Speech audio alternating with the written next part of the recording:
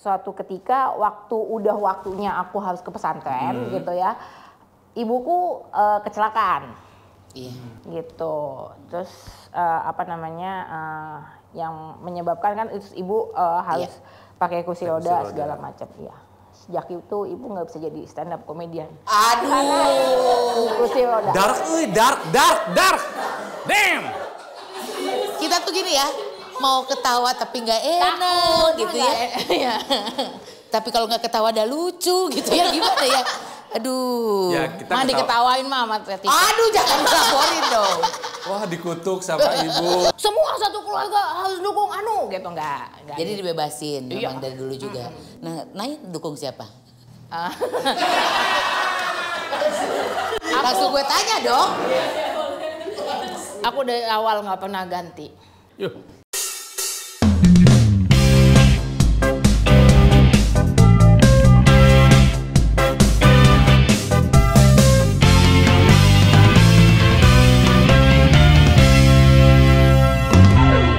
Rotizen, terima kasih ya. Kamu selama ini sudah menjadi penonton setia konten-konten kami. Terima kasih. Jangan salah, kami punya yang baru loh. Yes, nih kalau misalnya Rotizen pengen menyaksikan konten-konten eksklusifnya Ronald dan Tika di RoTV, join membership RoTV dong. Klik. Yang lain nggak tahu, cuman kamu yang tahu. Yang lain pasti ketinggalan. Nggak masang iklan di sini. Oh iya, maaf. Iya. Nonton ya. Join ya membership RoTV ya. Sebenarnya seneng banget akhir-akhir ini tuh ya, walaupun kita agak kemarau di kerjaan, tapi rambut lu subur loh. Tapi emang tahun politik kayaknya event agak susah ya. Iya kayaknya. Semua pada tahan dulu situasi kayaknya gitu ya. Iya. Mungkin juga selain situasi juga orang-orang sekarang takut salah ngomong. Apa? Kalau misalnya ada acara atau datang ke suatu talk show gitu, orang-orang tuh males salah ngomong. Ngomong ini disangkanya mendukung itu, ngomong itu sangkanya mendukung ini gitu. Tapi ada satu orang yang kayaknya mau diundang dimanapun dia tuh nggak pernah takut. Padahal dia itu berasal dari keluarga yang punya kekuatan politik sebetulnya. Benar. Ya, tapi dia kayaknya lebih memilih untuk tidak ikutan dalam hiruk pikuk. Iya, haru biru politik Indonesia. Haru biru. Oh iya dong, haru iya, biru. Benar. Ya. Dia tuh lebih suka melihat dari luar dan menyinyirinya. Menyinyirinya. Gara-gara tenggorokan gue lagi gak enak nih ya, kayaknya gue butuh anget-anget nih. Gue butuh makanan dragon hotpot. Dragon hotpot? Sesuai dengan yang akan datang sekarang. Dragon hotpot? Dragon hotpot ini kalau dia ada tuh pas makanannya dragon hotpot. Adalah? Dragon hotpot. Drama is gone hari gini gitu aja kok repot. Ada Inaya, Wulandari,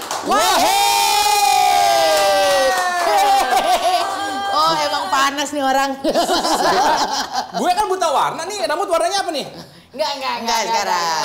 Bukan gua. Sini Bu. Kok warnanya gini, rambutnya normal? Normal. Pertama kali lihat Nay itu dengan warna rambutnya, gue inget banget waktu itu diwawancara di Istana Bogor kalau nggak salah dengan rambut ungu. Zaman dulu dia udah segala macam warna. Pertama diwarnain ungu tapi kan?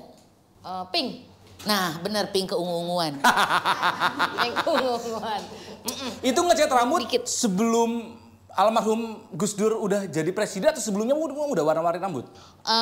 Sebelum belum gini, soalnya waktu itu masih SMA, jadi nggak boleh kalau di sekolah. Nggak boleh warnain rambut. Tapi pengen? Iya, gitu. Aslinya emang berwarna. Ini wig, enggak bisa.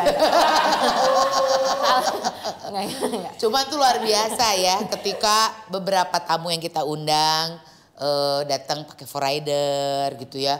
Pakai pengawal, pakai heong-heong, ada protokoler. Gitu kan. Sebagai anak presiden kok nyetir sendiri? Enggak, tadi saya dikawal. Pakai omongan lenong.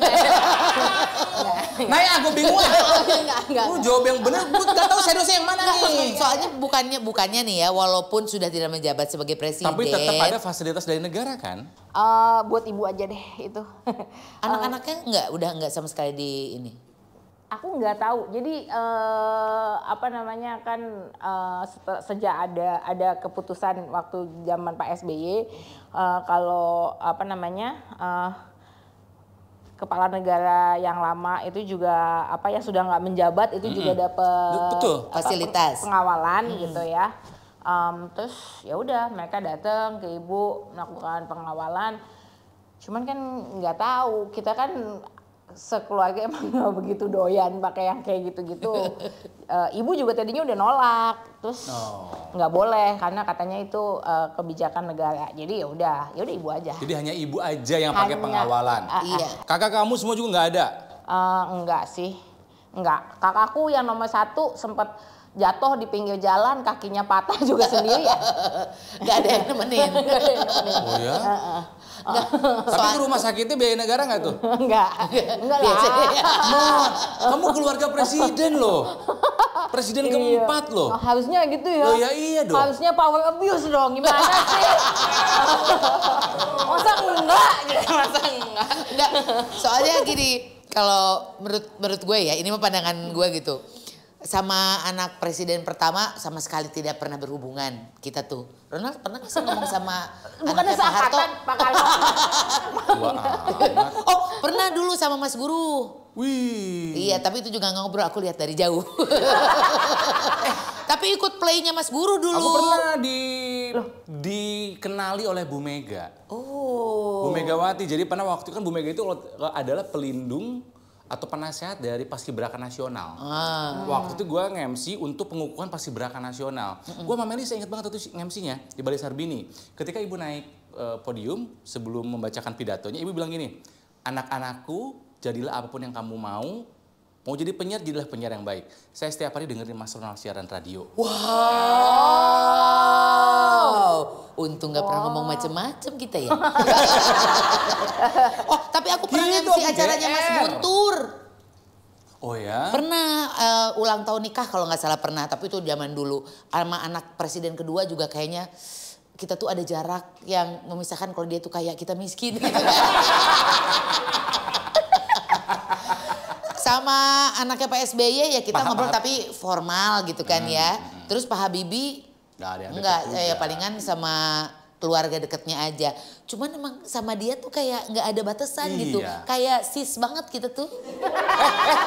Sis, itu istilah politik loh di sini. Oh nggak boleh. Oh gitu. Bro sama sis kan nggak boleh. Oh iya benar. Bro sama sis nggak boleh. Ya Allah. Iya benar. Tapi emang secair ini keluarga kamu itu? Ya begitu deh. Ini apa, panggilnya ke Gus Dur apa ayah? Daddy. Bohong, masa Dedi sih? Beneran? Cocok banget. Karena kan Abdurrahman Wahid, kenapa jadi Dedi panggilannya? Dedi jadi. DE gitu ya. Ntar kesannya Bang Husyo Dari. Panggilnya apa sih? Bapak. Bapak. Bapak ya? Emang bapak yang mengajarkan sebegini atau memang dari culture keluarganya gitu? Konsep keluarganya. Jadi waktu kita meeting, kita konsepnya mau gimana nih? Dia mah nggak pernah serius ya jawabnya. Iyalah. Nyesel deh ngundang sebenarnya. Ya enggak ya, karena emang bapak ibuku orangnya kayak gitu. Kayak misalnya bapakku ya, dia apa namanya, kalau ke luar negeri nih, kalau ke luar negeri terus misalnya ada konferensi apa gitu, jadi pembicara atau apa gitu. Terus udah nih pintu pesawat kebuka gitu. Terus kemudian misalnya ada padubes atau apa segala macam perangkat-perangkat kenegaraan gitu datang. Ini setelah udah nggak menjabat ya gitu. Terus Bapak saya Pak Dubes, saya Dubes ini saya si anu gitu. Kami sudah menjemput gitu. Bapakku mukanya gini. Aduh, kenapa sih? Gitu? Maksudnya gini, bapakku tuh tipikalnya orang yang kayaknya maunya santai aja. Nggak usah pakai, nggak usah seremoni lah. Nggak usah protokoler gitu. gitu ya? Nggak usah pakai protokoler. Kalau perlu ya udah nggak ada yang nge juga nggak apa-apa, malah ayo aja gitu. Tapi nggak mungkin lah, sosok Gus Dur itu Kan nggak mungkin ini dilupain. Iya gede gitu. Bukan masalah gedenya. Bukan. Jadi gimana? Karismatisnya, apa yang gebrakan-gebrakan dilakukan beliau gitu turun kan. Ya, aku tuh begitu mengagumi bapakmu. Jangan hancurkan kesakralan nama bapakmu. yang sering ditawasulin sama aku dan guruku kalau ngaji gara-gara kamu tolong. Ampun. Ya. Ampun. Lihat bandingin kakak-kakak yang lain aja kan lebih kalem. Betul. Aduh, ini mah dari dulu emang udah begini gitu kan. Tapi memang serunya ke seni ya? Iya. Dari dulu. Karena memang tiba-tiba lihat Nay ini ada di Oke Jack. Di sitkom di sitkom gitu. Anak presiden jadi pemain sitkom gitu. Dari dulu sih kalau acting dari dulu. Emang cita-citanya dari dulu kan sebenarnya maunya kuliahnya juga kuliah ini ya seni gitu, kuliah acting. Dulu bilang sama ibu, Ma pas lulus SMA, Ma aku kuliah aku daftar di KJ aja ya gitu di teater. Hah? Mau jadi apa kamu? Oh sama digituin juga ya? Main teater lah, masa mau jadi dokter gigi kan nggak ini gitu ya. Ya udah, tapi terus akhirnya udah nggak usah gitu. Hanya komprominya adalah masuk sastra Indonesia. Karena di situ ada teater juga. Iya. Tapi mohon maaf, kenapa nggak mondok? Saya maafin. Kenapa nggak mondok di pesantren? Gitu? Kan keluarga pesantren dirimu gitu loh. Oh iya, waktu itu aku belum siap untuk tobat. Kayak sampai sekarang ya? Tobatlah Nay, sebelum waktu Nay gitu. Ya maksudnya kan kebayangnya gitu, keluarga pesantren ya di pesantren dulu gitu loh. Jadi dulu kalau kakak-kakakku itu dulu kalau liburan sekolah mereka ditaruh di pesantren gitu. Nah terus suatu ketika udah waktunya aku harus ke pesantren gitu ya, ibuku kecelakaan. Iya. Gitu. Terus yang menyebabkan kan ibu harus pakai kursi roda segala macam. Iya. Sejak itu ibu nggak bisa jadi stand up comedian. Aduh. Kursi roda. Dark. Damn. Kita tuh gini ya, mau ketawa tapi nggak enak gitu ya. Iya. Tapi kalau nggak ketawa ada lucu gitu ya, gimana ya? Aduh. Ya, kita Diketawain mah sama Teti. Aduh, jangan laporin dong. Wah dikutuk sama ibu gitu. Aduh kebayang bapak sama ibunya pusing banget. Aduh, kamu udah di Rukiah belum sih? Belum. Di Rukiah dulu deh kayaknya gitu ya. Nah tapi mungkin dulu bapakku jadi presiden itu harus ada tumbalnya. Jangan gini. Nah, ketika bapak jadi presiden, perubahan apa yang paling terasa dalam hidup kamu dan kakak-kakak? Banyak lah, yang paling terutama tuh ya semua orang terus ngelihat ke aku. Dalam artian yang tadinya bisa ngapa-ngapain seenaknya terus jadi nggak bisa gitu. Kenapa nggak bisa? Nggak bisa, semua orang ngeliatin. Dan itu sampai sekarang gitu, maksudnya gini, bahkan setelah udah bapakku nggak jadi presiden, apapun yang kita lakukan itu pasti selalu aja salam dulu gitu di mata orang gitu. Masa sih salah? Nggak ngapa-ngapain aja kena gitu. Jadi kayak kemarin gitu misalnya aku ngejoke gitu ya. Ngejoke itu pure joke gitu. Terus itu mungkin tuh merosting satu paslon tertentu gitu ya. Tapi terus itu dianggap jadi udah aku terus kemudian langsung kan mereka bereaksi nih si pendukung paslon itu. Ya aku sih biasa aja. Cuman yang aku bingung itu kemudian adalah paslon yang lain menganggap itu sebagai endorsement untuk mereka gitu. GR. Padahal enggak. Tapi bener-bener ngejok aja ya. Iya. Nah itu yang aku mau tanya. Ambasadornya. Karena kan di keluarga nih itu juga terpecah kan? Enggak terpecah. Kalau di keluarga nggak terpecah. Maksudnya yang satu mendukung yang ini, yang satu mendukung yang ini gitu. Siapa ya? Maksudnya keluarga besar? Oh iya mungkin kalau di keluarga besar. Karena kalau kami nggak ada kewajiban semua satu keluarga harus dukung gitu nggak. Jadi gitu. dibebasin memang dari dulu juga. Nah, Nay dukung siapa? Langsung gue tanya dong. Aku dari awal nggak pernah ganti. Tetap Aldi Taher. Tapi kamu tinggal di daerah dapilnya Aldi Taher nggak?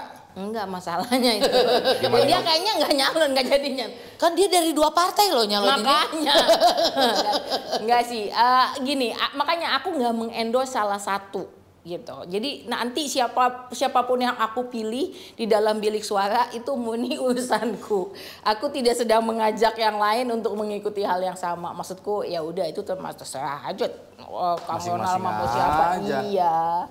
Ketika mau siapa juga. Aku juga mau kayak Nay aja. Aku juga terserah aku aja mau pilih siapa. Nah, emang Nggak ada yang nggak ada yang nanya juga sama gue mah ya. Emang begitu kan? Iya. Kenapa tidak tertarik atau tidak mau ikutan di politik? Padahal kamu akrab banget dengan kekuatan itu gitu loh. Ya itu karena nggak punya kewajiban untuk jadi capres atau cawapres.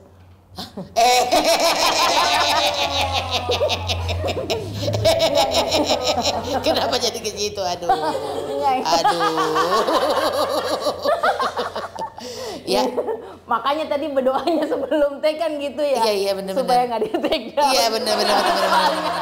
Ya ini tayangin durasi 5 menit doang palingan yang amannya.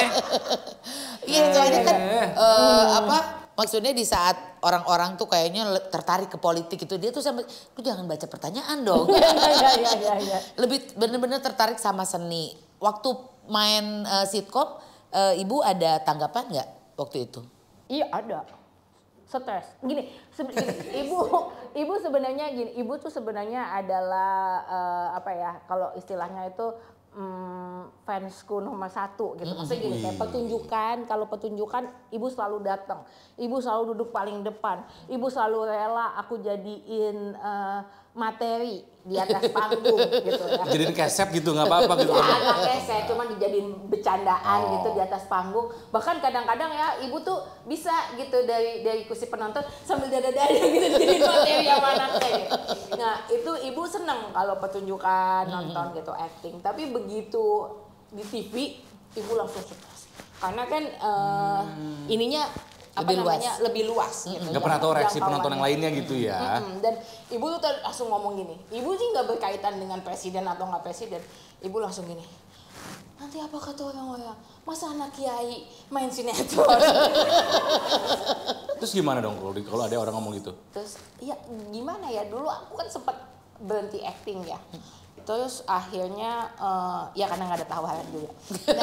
Sama dong kalau gitu. Itu bukan berhenti ya, emang nganggur ya. Nah terus habis itu terus aku stres sendiri gitu. Maksudnya kayak stres ya. Karena emang passionnya di situ. Iya, terus lama-lama aku pikir gini, gue nggak melakukan itu juga diomongin sama orang, dihujat. Ya udah lakuin gitu. aja. Ya udah. Apa yang lu seneng gitu ya? Gitu ya. Gitu aja kok repot. Gitu aja kok repot. Bener kayak bapak ya bilangnya. Oh jadi akhirnya memutuskan ya udahlah memang senengnya di seni, senengnya di acting ya udah jalan terus gitu. Yang rutin berarti apa sekarang kegiatan seni kamu? Ada nggak? Kalau aku kan teater ya basicnya paling banyak gitu, tapi bukan berarti enggak, misalnya kayak di Oke Jack gitu tuh kan di TV gitu atau kayak film-film pendek ada biasanya teman-teman yang bikin gitu indie gitu itu juga ada. Ketika kamu terlibat dalam suatu produksi ya, meskipun kamu nggak pengen, tetap ada perlakuan beda nggak sama kamu? Oh iyalah, jelas. Jelas. Makanya gini, aku tuh kenapa aku selalu ngomongin soal privilege? Karena udahlah mau kita sok-sok enggak, aku tuh nggak gitu loh orangnya, aku tuh sama loh kayak kalian, aku juga pernah tinggal di Uko misalnya kayak gitu. Ya udah sih, emang punya privilege, suka nggak suka, aku terima nggak terima, orang nganggep aku beda. Iya. Dan ya maksudku daripada dipakai untuk sok humble padahal juga enggak gitu ya aslinya gitu, jadi kayak ada yang gitu emang Nay? Maksudku gini, karena kalau kita nggak mengakui itu, kita nggak mengakui ada problem. Maksudnya gimana? Jadi misalnya gini ya, misalnya pada saat pandemi gitu, misalnya ini aku kasih contoh nyata aja, ada salah satu anak petinggi yang ngomongnya gini, nakes, deritamu adalah deritaku juga. Enggak cuy, lu deritanya beda, lu nggak harus ngadepin pasien di garis terdepan, lu nggak harus ketakutan setiap hari pulang bawa penyakit untuk keluarga lu nggak harus kebingungan nungguin ini kok insentif nggak turun-turun ya. Kalau lu sakit lu dapatnya layanannya lebih cepat dibanding yang lain. Dapat obatnya jelas. Ketika semua orang nanya, saya kapan bisa vaksin? Saya kapan? Kamu duluan. Udah duluan. Karantinanya di tempat yang enak di rumah. Iya. Gitu loh ya. Nah kalau kita kemudian terus bilang, aku sama, enggak, berarti kita nggak mau ngakuin ada problem. Iya. Tapi kita jadi nggak bisa, Iya. bisa nyelesain. Faktanya emang beda gitu. Faktanya emang beda. Iya, dan itu diakui sama Naima ya. Iya, karena kalau nggak kita nggak bisa nyelesain. Karena makanya aku selalu bilang, aku selalu kalau ngomong kayak lagi di forum-forum pemuda, ujung-ujungnya aku akan bilang, bapakku tuh apa sih contoh bapakku tuh yang paling privilege se-Indonesia. Tapi poinnya apa? Kemudian kalau orang privilege, bapakku itu yang dia lakukan adalah menyadari bahwa berarti ada identitas lain yang privilege, yang diambil privilege-nya gitu ya. Diambil privilege-nya. Artinya apa? Yang punya privilege itu yang seharusnya bantuin. Gitu. Kalau kita nggak mau ngakuin itu bahwa kita punya privilege dari awal, kita nggak bisa ngasih itu ke yang lain. Gitu. Wow, oke. Sempat nyinggung-nyinggung Bapak ya. Kan Bapak tuh terkenal banget sebagai orang yang humoris, smart, ya, dan paling terkenal dengan kata gitu aja kok repot. Menurut kamu bagaimana menjabarkan atau memaknai gitu aja kok repot tuh apa menurut kamu, Nay? Kalau buat aku gitu aja kok repot itu karena menurutku hal-hal yang ada satu istilah kalau dalam bahasa Tegal itu simplex signum veri. Lah ini orang sana gak tahu udah bahasa begitu. Tapi bacanya kudu harus pakai ngapak. Iya. Simplexus, simplex signum veri. Kayak kie. Gitu. Kayak kie. Itu apa namanya yang artinya simplicity is the mark of truth. Jadi sebenarnya hal-hal yang paling penting itu paling substansial itu simple. Yang bikin susah mah kitanya aja. Yang suka digede-gedein sama orangnya gitu kan. Sebetulnya semua masalah itu simple gitu ya. Gitu maksudnya. Bukan semua masalah simple, tapi hal-hal yang substansial itu sebenarnya simple. Jadi kayak Bapak selalu bilang gitu aja kok repot kan di undang-undang udah ada. Kan kalau misalnya kita muslim, kan di Al-Quran udah ada. Kalau misalnya Kristen ya di Alkitab udah ada. Kan tinggal diikutin aja. Simple. Kok repot gitu aja gitu ya? Nah itu. Gitu. Tapi kan yang biasanya bikin ribet tuh kita, tapi kan, pakai tapi kan, koma, terus apa-apa. Panjang. Gitu. Kan jadi kesannya apa-apa digampangin nih gitu loh. Lah ya iyalah. Maksudnya disusahin aneh banget. Ini satu keluarga emang bodor semuanya. Maksudnya Mbak Yeni, terus Mbak Alisa, Mbak Anita. Sesantai itu semua. Mbak Yeni berusaha untuk bodoh tapi biasa. Berusaha untuk bodoh. Tapi nggak bisa. Biasanya end up jadi materi. Enggak. Bodoh maksudnya lucu-lucu gitu semuanya. Iya santai aja gitu, terus kayak ya emang begitu bawaannya. Ya, kayaknya ya. Suatu hari ini lucu banget sumpah. Jadi suatu hari bapak itu kan hobinya nelpon orang, kalau butuh orang dia nelpon sendiri gitu. Biasanya dia kalau dia minta ajudannya atau apanya ya karena dia nggak punya HP gitu. Tapi kalau dia megang HP ya dia akan telepon sendiri. Suatu hari dia nelpon nih salah satu staf di yayasannya Mbak Yeni.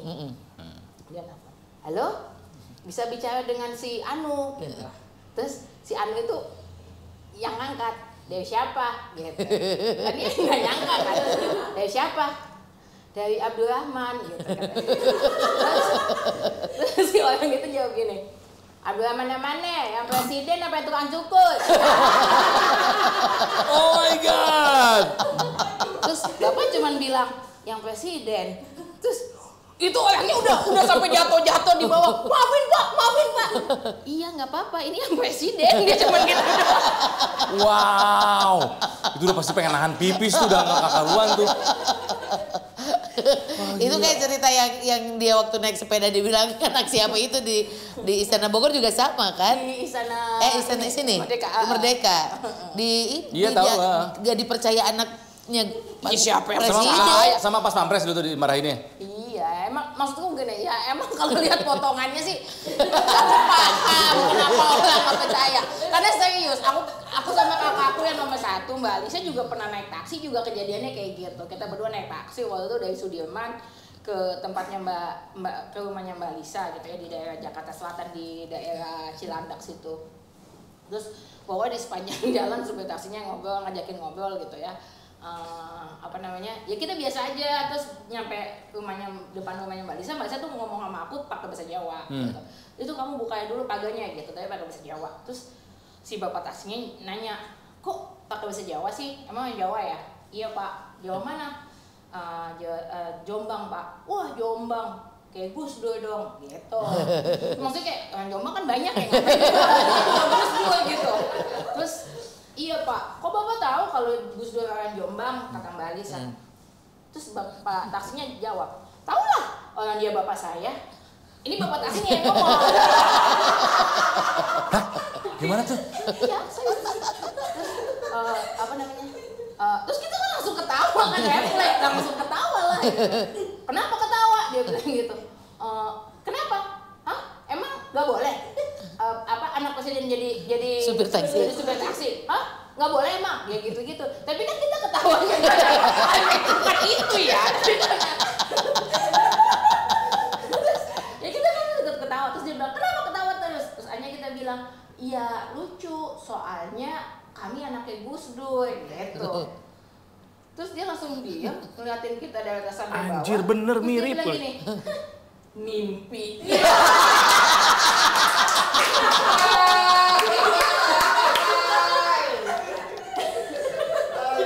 Tapi kenapa supir itu ngaku anaknya Gus Dur tuh gimana sih? Ya nggak tahu, makanya itu juga yang ajaib, kita juga nggak paham.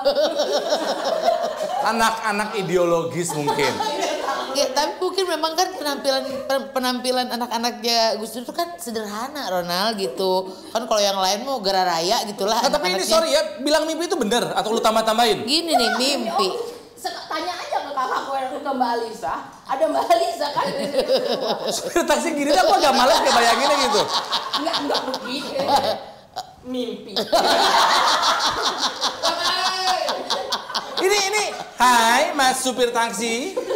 Apakah Anda tidak melihat wajah Gus Dur yang sudah jelas terlihat di wajahnya naik? Buat Anda supir taksi Wajah Ibu bawa Sinta naik, gitu loh. Boleh. Dan Mbak Alisa Wahid. Alisa Wahid, iya. Boleh tulis di kolom komen ini. Oh my God. Kalau misalnya Mas menyaksikan tayangan ini, saya kasih tahu, Mas bukan mimpi. Ini nyata. Genit banget sih lu pas gini, Nal. Kamu lebih sebagai seorang anak, lebih suka ketika bapak jadi presiden atau pas nggak jadi presiden? Pas nggak jadi presiden. jelas. Happy banget kayaknya nggak jadi presiden. Apa yang membuat akhirnya mengatakan mendingan nggak jadi presiden gitu?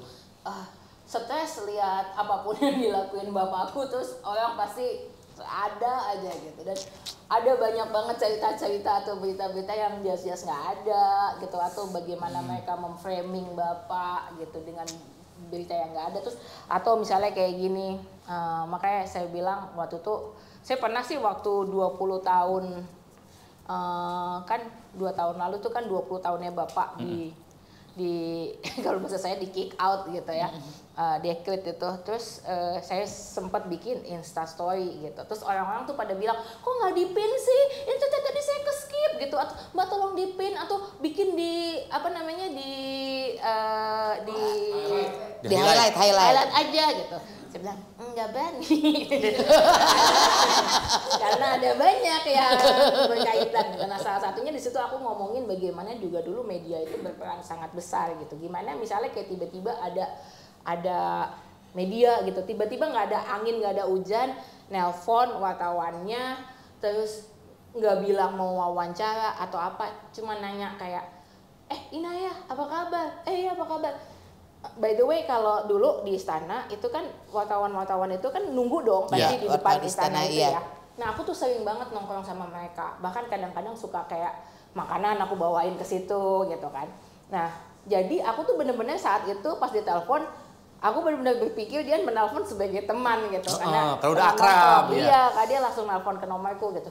Hai Naya apa kabar gini-gini, gimana kamu tuh bapaknya digituin gimana, iya sedih sih gitu ya kayak gitu tadi pertanyaannya Kan temen, anggap kita temen gitu ya. dan jawabanku kayak iya kalau aku sih lebih milih bapakku nggak jadi presiden kayak tadi gitu bahasa gitu ya kan, tapi terus kemudian tiba-tiba besoknya itu sudah jadi tajuk bahwa kayak seakan-akan aku aja nggak mendukung bapakku gitu yang kayak gitu-gitu. Jadi itu kemudian framingnya parah banget, jauh banget di twistnya.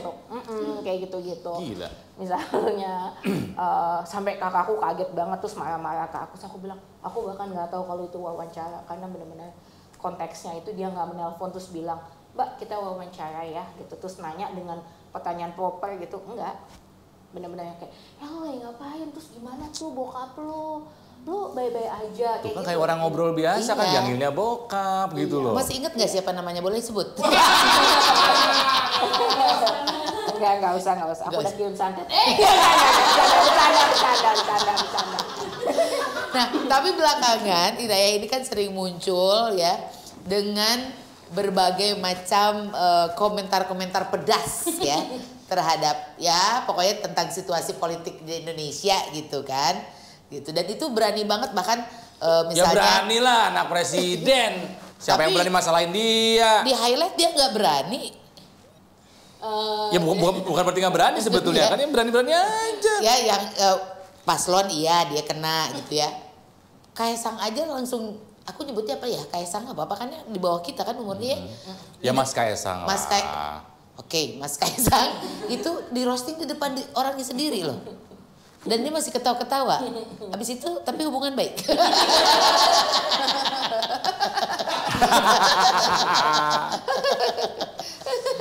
Kenapa? Jawab.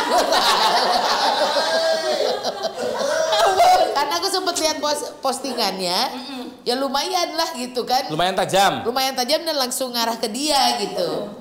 Gak apa-apa, kan dia sebenarnya juga saat itu kalau dia mau nge-hosting aku juga nggak apa-apa juga gitu. Ya mudah-mudahan generasi yang lebih muda bisa lebih cair sebetulnya santai, ya. lebih cair, lebih rileks lah ngadepin politik lah gitu ya. Mudah-mudahan ya.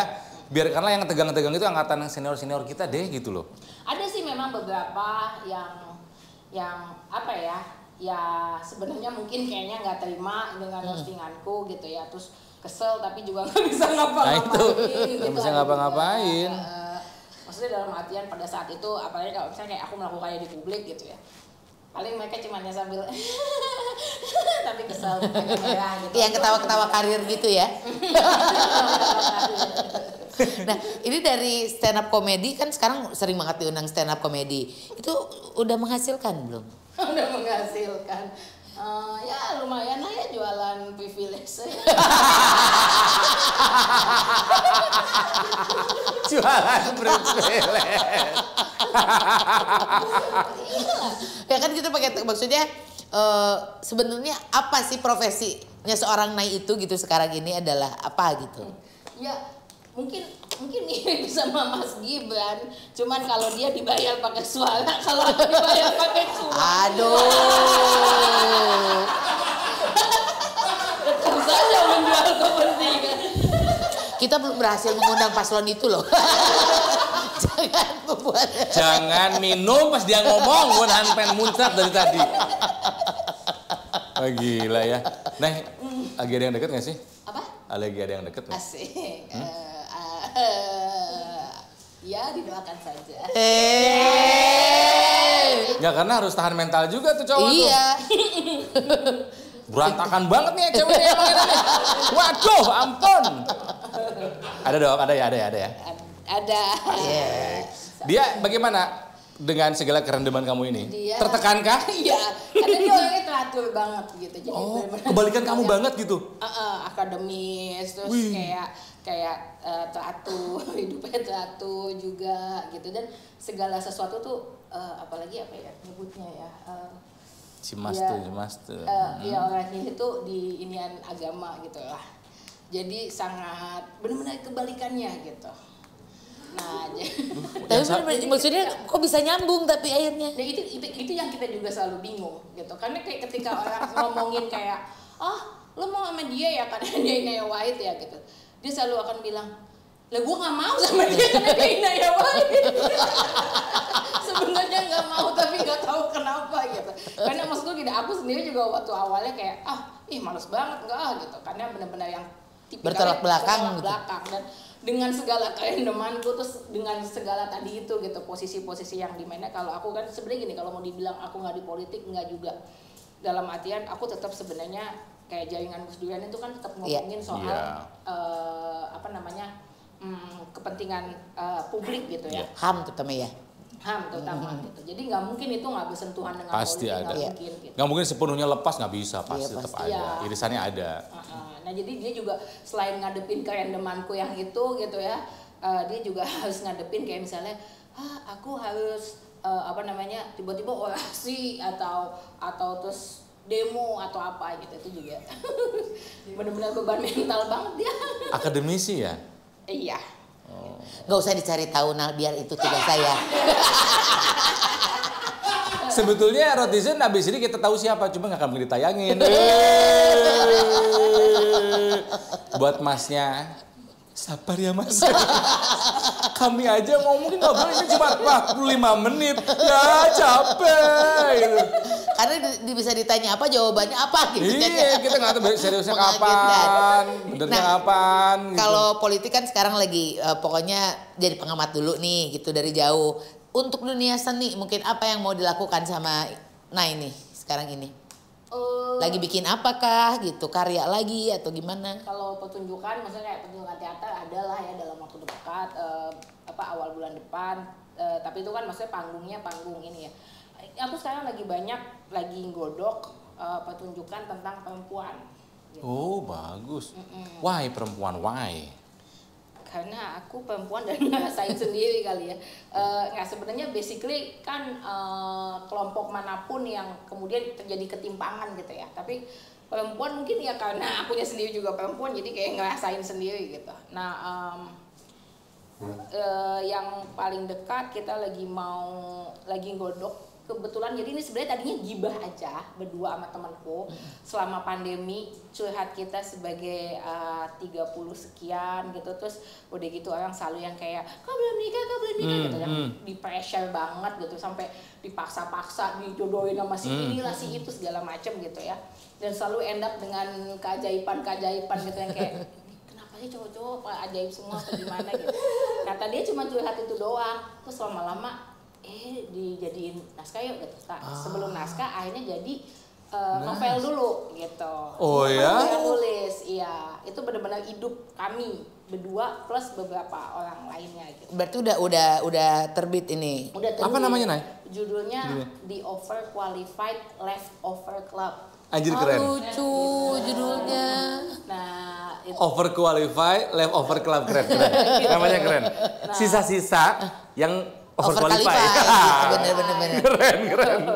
Nah terus ya udah, tapi rencananya itu emang dari awal sebenarnya rencananya itu emang akan ada di layar kaca. Iya itu kayaknya bukan teater, itu kan lebih film deh. Berarti layar lebar ya? Enggak layar lebar, layar kaca. Karena kita pengennya seri. Gitu. Oke. OTT ya. Isu yang mau dibawa kan banyak tuh, jadi kayak kita nggak cuma ngomongin soal susahnya mencari jodoh ini gitu ya, tapi juga stigma-stigma yang nice. Gitu. Ada peran untuk jadi tukang warung nggak? Keahlian aku. Ada peran buat cowok-cowok antagonis nggak? Cowoknya antagonis semua enggak ya? Boleh Nay. Karena cita-cita saya kalau tidak menjadi Eyang Saptahadi, Pengharjatmu atau Farok Avero. Hati-hati Pengharjatmu. Pilox itu loh atau gedung DPR. Zaman dulu. Wah, ini kalau Katanya ketahuan. kalau jadi keren, kamu akan nulis naskahnya sendiri itu.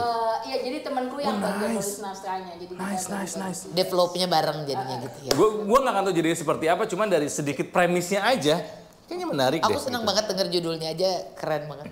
Kalau teater dalam tugas yang kita pengen banget juga awal tahun depan itu tentang perempuan juga. Ini sebenarnya pernah dipentaskan. Judulnya 3 Perempuan. Itu monolog dilakukan oleh 3 orang, tapi mereka kesambung. Ini adalah orang-orang yang menikah dengan satu anggota legislatif gitu ya, yang terus kemudian melakukan korupsi. Jadi cowoknya satu, Cowoknya satu. ceweknya tiga. Itu monolog Yang sah yang mana? sendiri. Yang sah yang mana? Nah, yang ada satu yang istri tuanya nih, yang sah dua gitu. Nah, ini menggambarkan bahwa mereka sebenarnya monolog, nggak saling kenal dan nggak tahu kalau terhubung. Terhubung karena satu orang si suaminya ditangkap KPK, terus kemudian di situ untuk mau menggambarkan bahwa ketika si laki-laki itu membuat tindakan-tindakan yang kemudian ya kayak gitulah, tindakan kriminal dan berlawanan hukum lah ya, segala macam gitu ya, berlawanan dengan hukum, yang sebenarnya paling dirugikan pertama kali itu perempuannya gitu. Itu kapan itu? Harapannya sih awal tahun depan, sebelum atau pokoknya di antara pemilu itu untuk pas pemilu, pas lagi sebelum pemilu bahkan ya. Iya, pengennya sih gitu untuk ngasih gambaran. Wow. Kamu menjadi salah satu dari si istri? Iya. Dua lagi siapa? Udah dipilih belum? Kalau yang sebelumnya dulu dua lagi itu aku jadi tukang cuci kan, istri tua gitu, yang kemudian dia menikah lagi dengan anak ketua partai yang dimainkan waktu itu sama Olga Lydia. Oke. Dan kemudian punya selingkuhan biduan dangdut yang dimainkan sama Teh Happy Salma. Keren. Nah, ini yang besok kita masih ada lah dia digodok pemain yang duanya. Tapi kamu tetap yang tukang cucinya masih, istri tuanya masih. Iya. Bolehlah kamu yang biduan, aku yang istri tua tuh. Lu lebih ke biduran. Dia yang biduan, gue sebagai istri Aku tua. bisa geol doang gitu. Nyanyi nggak bisa. Oh, soalnya ada adegan nyanyinya juga. Nah itu Keren. monolognya sendiri berapa lama tuh? Ya nggak lama-lama sih, paling 1,5 jam lah gitu atau 2 jam. 3 orang 1,5 jam. Part kamu aja berapa lama? Enggak, jadi ini bentuknya itu Saut-sautan. Oh. Gitu.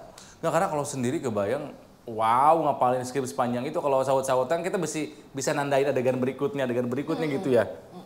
Oh my god. Keren. Gitu. Kabarin kita ya. Siap. Kabarin aja, nonton belum tentu. Nonton lah. Anak presiden. Seni ini tuh. Nggak seni anaknya kamu ah. Kurang art, nggak artsy. Aku nonton, kan aku Bukan skema. Nggak skena. aku teater musikal, lu belum pernah main teater. Kenapa harus main kalau penyuka? Ya nonton aja. Aku juga penyuka dan pemain dan pelaku. Tapi apa artinya tanpa ada yang nonton? Aku penonton. Kamu nggak harus jadi pemain. Apa? Mending kamu jadi pendana aja.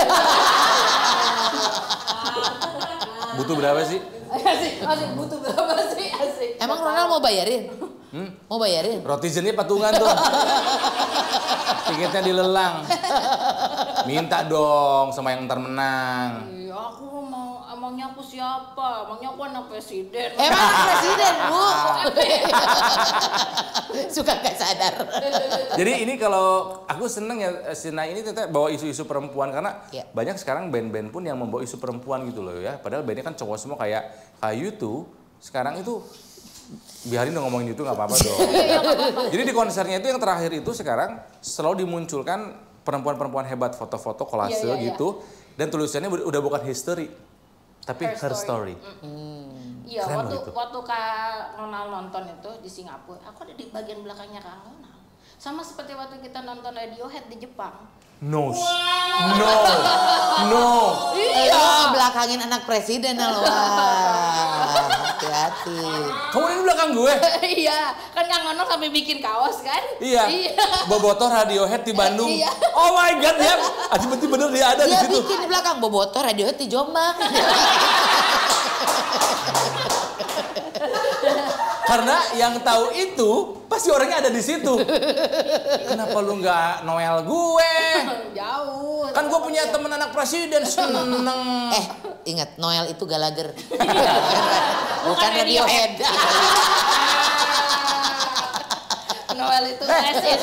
Konser bareng dong. Lalu, tapi sebagai anak skena Britok, berarti kamu harusnya tahu Presiden Indonesia yang paling Britok siapa? Presiden Indonesia paling Britrock. Ah, udah pasti bapak lo. Hah? Kok bisa gitu? Ah, udah pasti mengarah ke sana. Iya kan? Iya, Ya. karena dia Gus Blue. Anjir.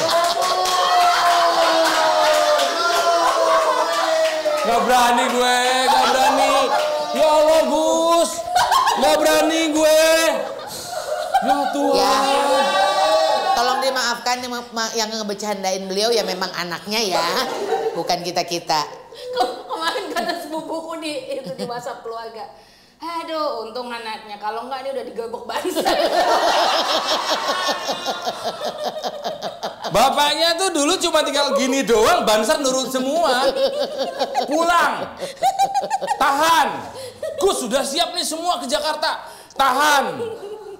Aduh, aku bahkan nyebut joke aja yang tadi nggak berani. Ya Tuhan, Joke yang kamu sampaikan tidak akan kita sampaikan lagi kepada yang lain. Oh my God. Tapi aku nyampein itu. Oh my God. Tapi Gus Dur tahu Gus Blur. Tuh kan, tiga Tahu Blur, Gus tahu Blur. Tahu. Tahu, tapi emang tahu. Lagu favoritnya Coffee and TV. Lagu favoritnya bapakku tuh habis udah terakhir sebelum meninggal hobinya itu nonton dengerin radio dangdut. Iya, karena dan itu jadi salah satu wasiatnya bapakku. Kamu tuh mesti banyak-banyak dengerin dangdut. Kenapa, Pak? Karena itu benar-benar suaranya masyarakat Indonesia.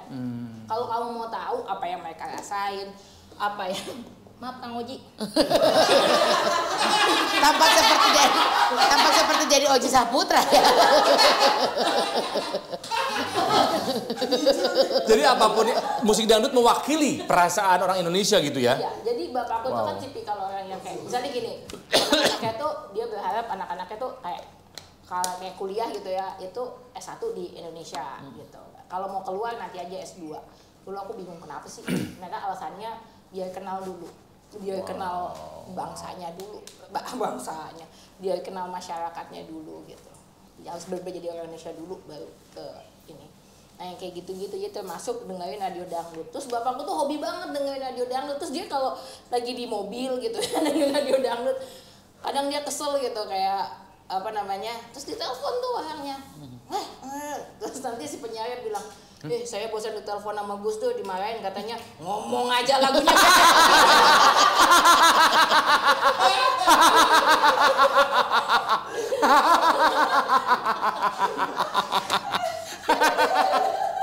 Jadi kebayang privilege-nya digunakan untuk hal-hal yang kayaknya bukan urusan presiden deh. Ngurusin musik dangdut yang diputar di radio. Sebab privilege yang Gus, kenapa ngurusin itu sih Gus? Gitu. Ya Allah, ya Tapi lu kepikiran gak sih penyiar yang ditelepon sama Gus Dur pada saat itu? Hah? Presiden loh? Ini presiden loh kamu ngurusin dangdut belum diputar lagunya. Baik, pendengar semuanya, atas perintah Gus Dur hari ini radio kami tidak ada ngomongnya. Penyiar tak pecat kabeh, lagu semua. Salam-salam dari Gus Dur untuk Bu Nuria. Sebuah lagu sabun mandi dari Jaja Miharja. Aduh ya ampun, itu lagu epic banget. Kalau kaca bisa pecah, kayu juga bisa patah.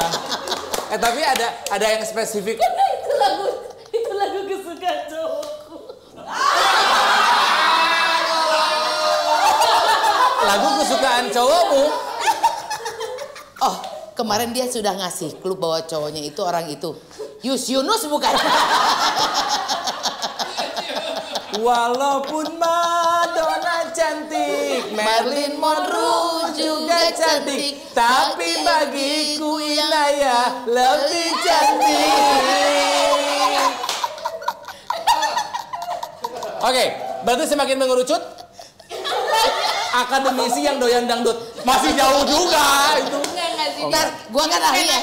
Tapi dia suka dangdut. Kan dangdut kan guilty pleasure sebetulnya. Akademisi. Kan usah di googling juga. BCW Terlalu ayah. banyak. Filternya masih terlalu banyak, Bu. Masih sedikit. Akademisi doyan dangdut, pacar Inaya. Susah itu. Kalau akademisi dia dangdut doang, nanti yang keluar bapakku malah. Lu tanya sama Jaja Miharja yang nyanyi dong. Nggak ada yang keluar adalah Cinta Sabun Mandi Jaja Miharja didukung oleh Yusnia. Bukan Yunus. Ya, ini memang pembicaraan kita tuh dari Wah, random gila Kalau nih orang orang. Sunda bilang ini teka kahilir teka girang ini sebenarnya. Not here, not there, nggak kesini, nggak kesono. Ngomong apa sih? Sementara kalau Gus Dur, setiap kalimatnya isi. Ya, penuh makna. Informasinya dari langit. Asal ngomong anaknya mah. Tapi Gus Dur bilang kan, ini kenapa ngomong melulu ini lagunya. Oh my Ya god. Allah, Gus Dur maaf ya ini anaknya. Nggak, tapi ya kebayang ya. Kan gini Nay. Aku sama Mbak siapa? Yeni beberapa kali ketemu gitu kan ya. Dan saya dengan mata kepala sendiri pernah melihat bagaimana Mbak Yeni. Jadi waktu itu aku turun di Bali. Pesawat. Sepanjang perjalanan ada anak yang nangis terus di pesawat. Kami satu pesawat. Ketika turun, ibu itu masih kesulitan menenangkan anak gitu kan ya. Aku mau nyapa juga nggak kenal sama Mbak Yeni waktu itu kan. Mbak Yeni datang, Mbak kenapa anaknya? Nggak tahu Mbak gini-gini. Ini ya aku lihat dari mata kepala sendiri digendong Mbak Yeni, diem tuh anak. Takut kayaknya. Tahu, didoain kali ya. Tapi aku lihat dari jauh gitu ya, entah dikasih tahu cara gendongnya, entah dikasih tahu cara ngebujuknya, akhirnya setelah diserah terima kan anaknya diem. Anaknya bayi gitu. Bayi masih nangis terus gitu. Dari jauh kelihatan kan. Dia juga asumsi lu juga dari Nah, tapi jauh. pas udah gitu diem anaknya. Ngantuk kayaknya tidur. Udah capek mungkin ya. Maksudnya melihat kakak-kakakmu emang ini beda banget yang ini gitu loh. Ya ini beda banget. Tapi lu yakin? Yang ini memang beda. Lu tapi yakin anak Gus Dur nih? Nggak tahu. Tapi dia yang suka ngaku-ngaku. Ya Tuhan. Mukanya aja udah percampuran Bu Nuria sama Pak Gus Banget. Dur. Mukanya muka ibu. Iya. Sosoknya bentuknya sosok bapak gitu. Ya. Ya insya Allah berarti. Ya iya anaknya bener lah. Nah insya Allah juga kita mau bikin kolaborasi juga. Nah iya. Ya, iya nggak sih? Iya. Iya bener. Kok gue gak diajak? Ya ntar lah lu mah. Jadi nanti aku Aming sama Nay mau bikin sesuatu. Wah. Gua gak diajak. Oh cewek semua nih? Aming kan laki. Oh, laki. Trio Ciganjur namanya. Kita kan bikin grup WhatsApp yang nggak ada kan orangnya. Ya udah gue mau Mbak Yeni deh, biarin deh. Tutorial mengasuh anak. Rumah di Ciganjur tuh masih bareng sama ibu kamu? Iya, tidurnya aja sama ibu. Masih banyak tamu sampai hari ini? Masih. Berarti sedikit banyak privasi agak terganggu dong? Udah biasa. Udah biasa dari dulu sih ya? Ya. Kalau bapakku tuh dulu jadi mungkin banyak orang nggak tahu, jadi kalau bapakku sebelum subuh itu udah bangun, terus kan aku tidurnya sama bapak ibuku. Sekamar? Iya, aku di kasur bawahnya. Oh, jadi iya? itu ada ceritanya, karena dulu suatu ketika bapakku nggak pulang kan seperti biasa, terus ibuku tidur. Ibuku tidur terus jatuh dari tempat tidur. Terus sepanjang malam nggak ada yang Nolongin. nggak ada yang bangun. Ada yang, gitu. aduh ya ampun. Dan ibuku apa ya, kan kakinya itu sangat, karena kakinya apa namanya, dulu karena setelah kecelakaan kakinya kan sensitif banget. Jadi apa di lantai itu kan dingin ya. Langsung sakit kena dingin. Langsung sakit Ya banget Allah. sampai pagi gitu. Nah terus Aduh, akhirnya kasihan banget. jadi akhirnya sejak itu pokoknya harus ada anaknya. Harus ada yang jagain. Iya, gitu. iya, Jadi iya. aku sama bapak ibu biasanya kalau udah jam apa sebelum subuh gitu, bapak biasanya bangunin aku. Ayo anterin aku gitu ke ruang tamu gitu. Udah, bapak nunggu subuh di situ, nanti bapak sholat subuh di situ, setelah selesai itu pintu ruang tamu langsung dibuka. Cek, gitu. Nah, itu yang udah ngantri. Dari sebelum subuh, Nay? Kadang-kadang kalau dari luar kota itu bisa berapa bus, itu Ya mereka Allah, tidur ya di Allah. masjid. Ya Allah. Gitu dari malamnya. Mau apa tuh ketemu Bapak? Kadang juga cuma mau foto doang, mau cium tangan, foto apapun. Sesimpel itu? Minta nama, Minta doa? minta doa, minta nama, minta restu. Kalau mau nikah gitu, ya gitu. Kalau pejabat ya mungkin minta Dukungan. konsultasi, iya, atau dukungan benar kalau mau ini, gitu. Kebayang capek jadi Gus Dur ya? Banget, banget. Bener-bener emang hidupnya jadinya ya untuk umat gitu. Makanya dulu aku tuh kecil nggak pernah ketemu sama bapak. Makanya bapak tuh sempet itu curhat dulu ke Om Nurholis Majid. Dia bilang, ini jangan-jangan nanti aku pulang terus aku ngetok pintu, anakku yang buka terus dia nanya mau cari siapa pak gitu. Kata nggak pernah ketemunya Nggak ya. pernah ketemu gitu. Terus ya udah, terus akhirnya ya waktu aku udah gede sih, dulu aku kan suka kayak kenapa sih bapak gua nggak dokter gigi aja gitu ya? Loh, kenapa? Ya karena nggak pernah ketemu kan, aku nggak pernah ketemu bapakku, terus maksudnya ya udah kenapa sih nggak yang PNS gitu, pulang jam 5 gitu. Yang hidupnya teratur gitu ya. Jelas gitu, weekend jalan-jalan gitu, ini kan enggak gitu. Ketemu kalau bapakku masuk ke rumah sakit aja gitu. Iya, itu pun kadang-kadang suka kabur dari rumah sakit. Bapakmu? Pernah suatu siang itu suster nelpon, Mbak, bapak di mana ya? Lah, ini kan itu siang ya, kami kakak dari lagi kerja, aku lagi kuliah. Bapak di mana ya? Lah, gimana sih kan bukan suster ya? Kan lu susternya. Iya, ya, lah ya nggak tahu, sus masa di sini samping gue lagi kuliah. Kemana gitu ternyata? Kan. Ternyata bapak ke KPK melakukan dukungan waktu itu kasus cicak versus buaya kalau nggak salah. Ya Allah. Dari rumah sakit. Dari rumah sakit sambil bawa-bawa alat infus karena sebenarnya lagi di infus. Astaga. Terus biasanya kalau dimarahin bapak tuh biasanya akan selalu ngomongnya, ya terus kalau bukan bapak siapa, masa mau nunggu orang lain gitu. Oh my Itu selalu kayak gitu kelakuannya. Jadi sebagai anak kan melihat bapak pernah di pucuk pimpinan. Iya. Banyak yang memuji, memuja, mengagumi, tapi banyak juga yang bahkan sampai memakzulkan, menurunkan. Jadi bagaimana menghadapi dua kutub yang berbeda ini, Nay, kamu dan keluarga Nay? Itu bener-bener mungkin itu salah satu alasan aku nggak suka sama dunia politik, salah satunya itu ya, karena trauma banget.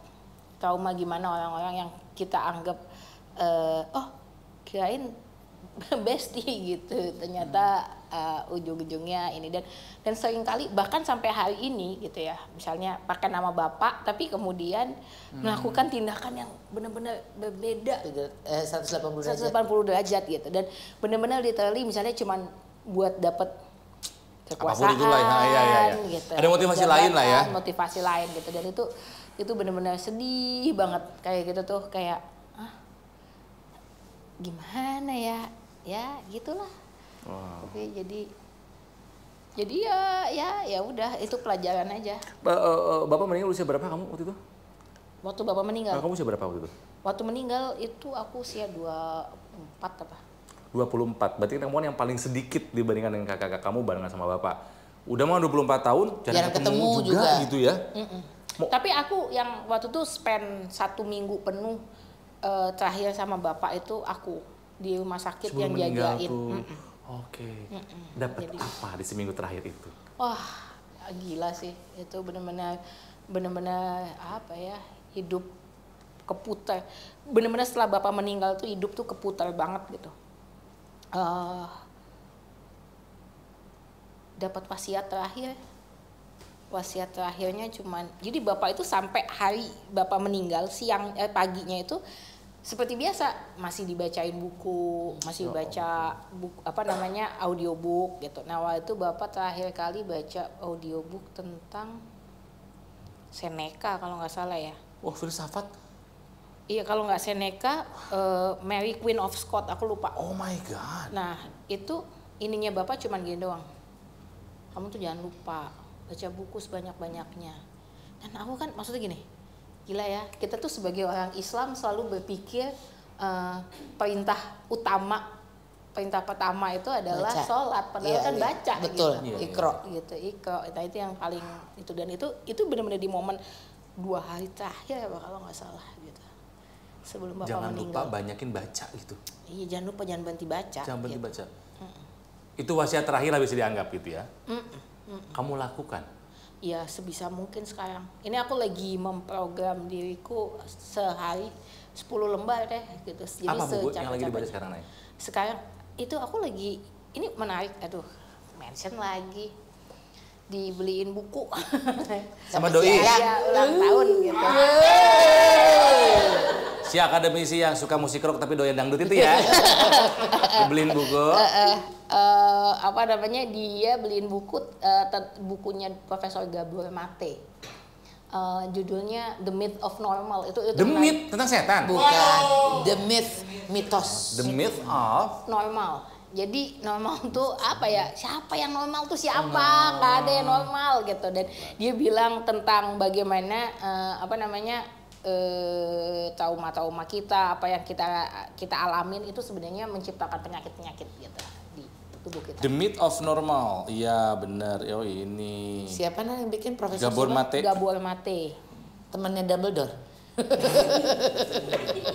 Iya, dia anak Nih. Ravenclaw. The Myth of Normal, Trauma, Illness, and Healing in a Toxic Culture. Ya karena kan sekarang banyak banget orang toxic dan segala macam kan, lingkungan dan segala macam Jadi gitu. karena 3 tahun terakhir ini aku benar-benar lagi fokus di memperbaiki mental health. Di Indonesia. Enggak, buat aku Oh, sendiri. dirimu sendiri. Biar nggak nyusahin orang. Iya.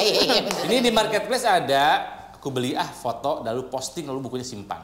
Baca, banyak Simpan dalam hati. baca. Lo kan biar kayak orang pintar, baca buku ini gitu. Minum tolak angin dong kalau orang pintar. The Myth of Normal, oke. Hah, banyak banget ceritanya dari Nay ini ya. Dari mulai yang seserian, ketawa-ketawa seserian itu ya. Ketawa-ketawa, seriusnya. Cerita banyak soal Gus Dur ternyata ya sampai Iya, di iya. hari terakhirnya beliau gitu. Ya, Senang banget loh. baru Nay. tahu ternyata ini dari sumber A1 ya, wasiatnya tuh baca ternyata ya. Nggak, untung nggak gini Nay, kutitipkan bangsa ini padamu. Gimana kalau gitu loh?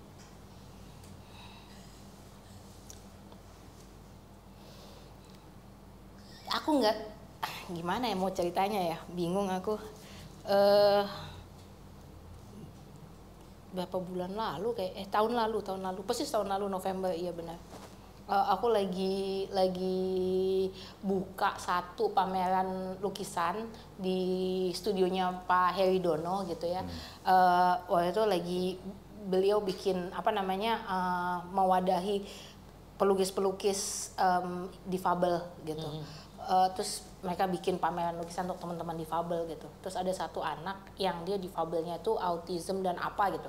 Jadi dia nggak pernah ngomong. Anak ini nggak pernah ngomong.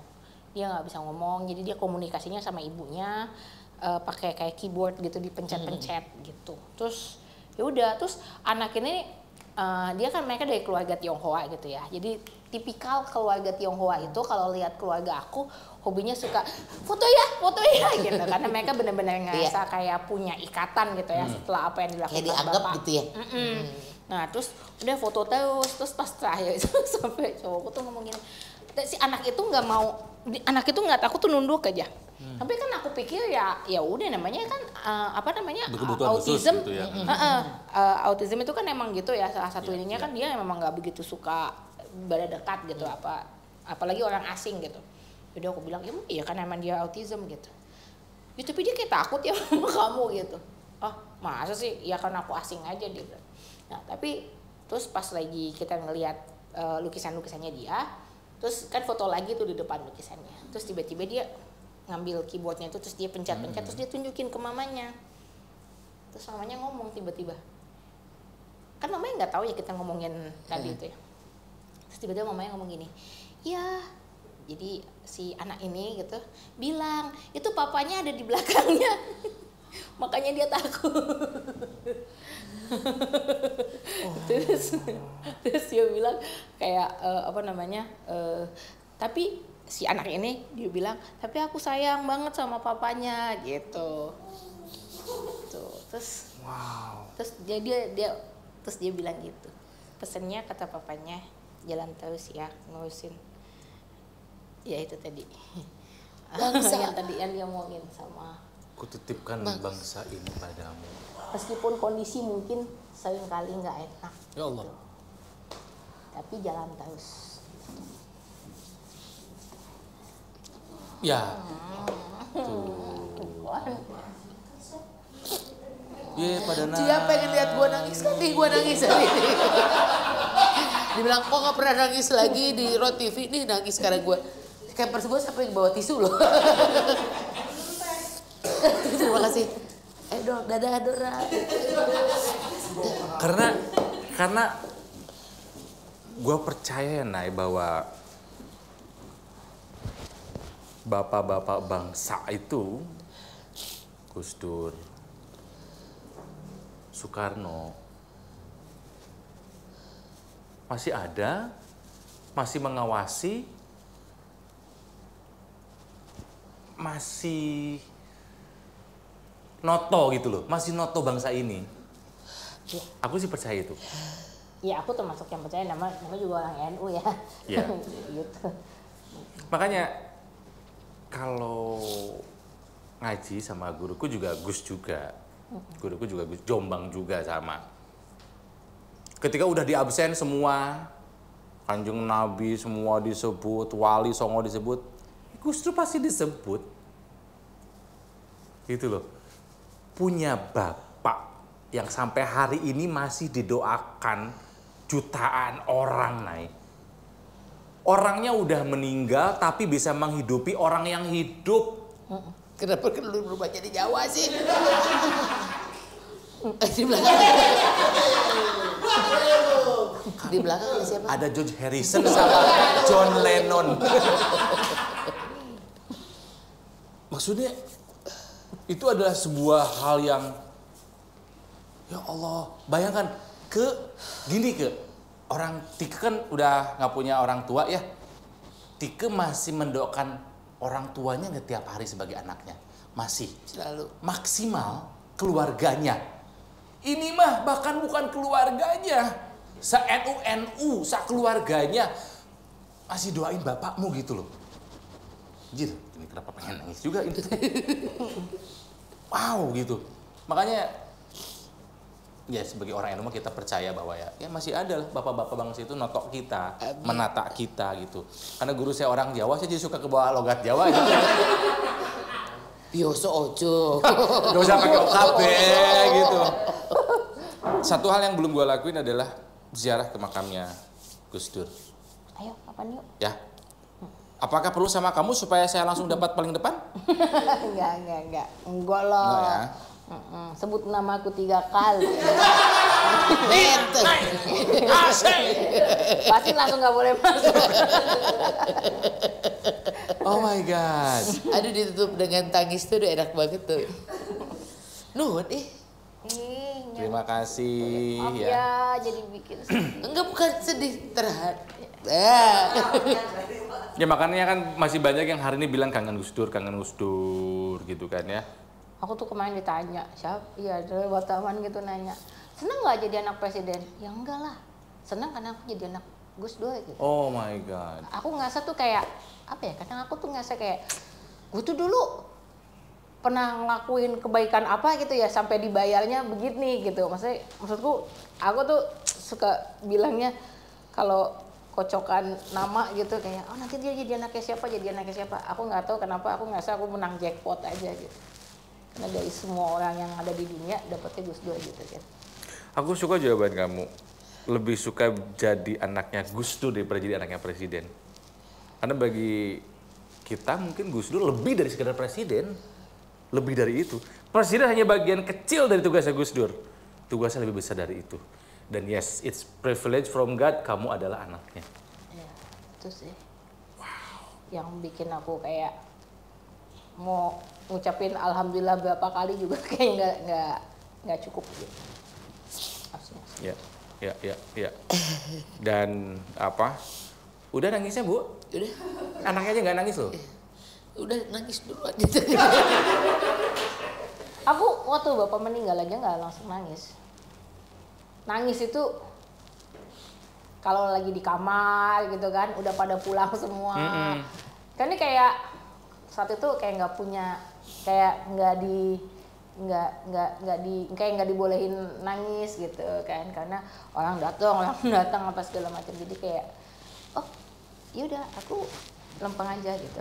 Ngurusin itu dulu, baru nanti kalau udah malam atau apa. Ya karena kamu harus ikhlas, Gus Dur bukan yang milik keluarga. Oh iya, dan Bapak kan udah minta maaf juga soal itu. Itu menurutku jadi salah satu apa ya,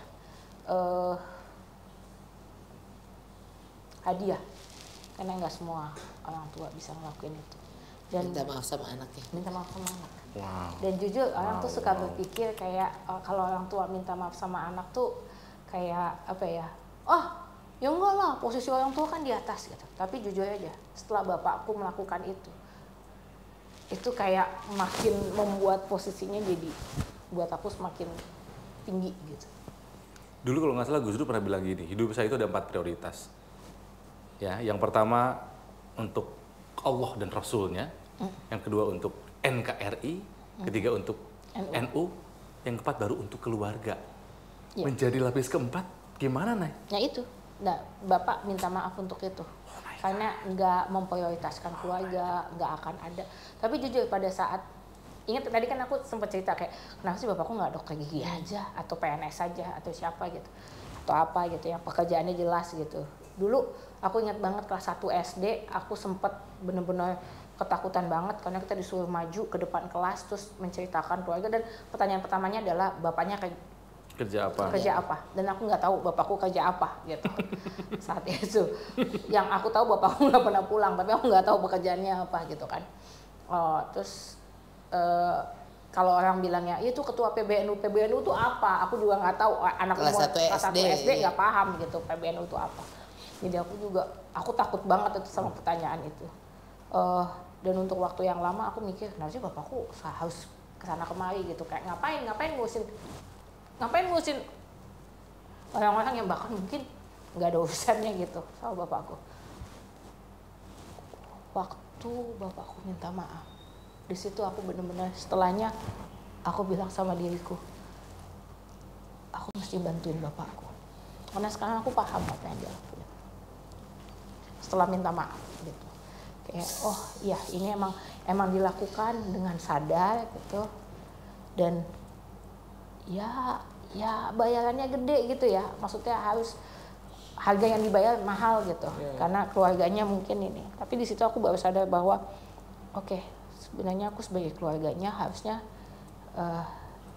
ikut bantuin gitu. Harus support. Support Pertamanya dari keluarga gitu ya. Iya harusnya gitu kan, maksudku gitu. Aku merasa harusnya aku melakukan membantulah, minimal nggak komplain lagi deh gitu, atau ya udah sejak itu aku ikut bapakku dan segala macam kalau lagi ini gitu. Nah jadi kalau orang suka bilang Gus Dur suka bawa anak-anaknya gitu, katanya itu pasti nanti Gus Dur kalau berkuasanya lebih lama nanti anak-anaknya bakalan menjadi dinasti atau apa segala macam. Gus Dur tuh nggak pernah bawa anak-anaknya, bahkan kalau perlu anaknya jangan sampai tahu, karena nanti disuruh pulang kan, anaknya yang minta ikut gitu. Gitu, anaknya yang meminta ikut gitu. Terakhir sebelum meninggal itu Bapak masih konferensi di Bangkok, dan aku yang diam-diam ngikutin gitu. Di keluarga bilang, kamu keluarga ngirim aku ke Bangkok gitu untuk ngikutin gitu. Jadi Gus Dur mah kalau perlu keluarganya nggak tahu lebih bagus gitu. Tapi jadi ya karena suka ya publik kan nggak tahu, jadi ya udahlah. Al-Fatihah buat Gus Dur yuk, Fatihah.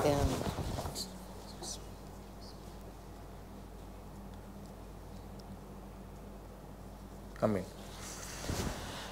Wow. Ini salah satu episode yang paling gue suka selama Rot TV ini. Wow. Mendapatkan cerita langsung dari anaknya gitu loh ya. So, thank you ya Nay. Ya udah datang ke sini ya, dan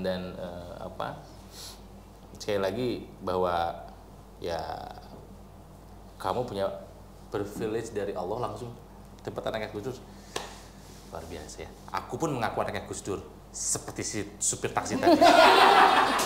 Dia jawab lagi tiba-tiba. Biarin ya Papa, biar dianggap anaknya.